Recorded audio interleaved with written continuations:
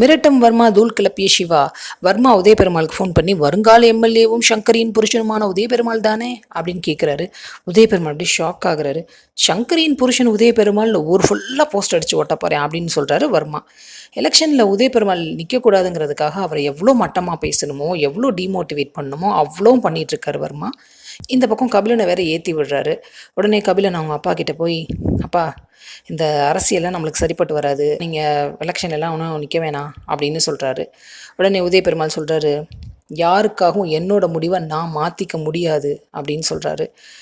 கபிலன் சொல்கிறாரு, இந்த வர்மா எனக்கும் கால் பண்ணான், உண்மையை ஊருக்கே சொல்லிடுவேன்னு சொல்லி மிரட்டினான்ல அப்படின்னு சொல்கிறாரு கபிலன். சிவா வராரு.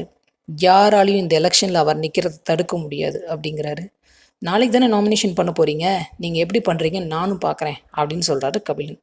ஜெயிக்க போகிறது நீயா நானான்னு பார்ப்போம் அப்படின்னு கபிலன் சொல்ல, சிவா அப்படியே ஒரு பார்வை பார்க்க, இப்போ தான் சிவாவுக்கு ஒரு ஹீரோ லுக்கே வந்திருக்கு. வெயிட் பண்ணி பார்ப்போம் அடுத்து என்ன நடக்குதுன்னு. சீரியல் அப்டேட்ஸ்க்கு எங்கள் சேனலை சப்ஸ்கிரைப் பண்ணுங்கள். மீண்டும் அடுத்த அப்டேட்டில் சந்திப்போம்.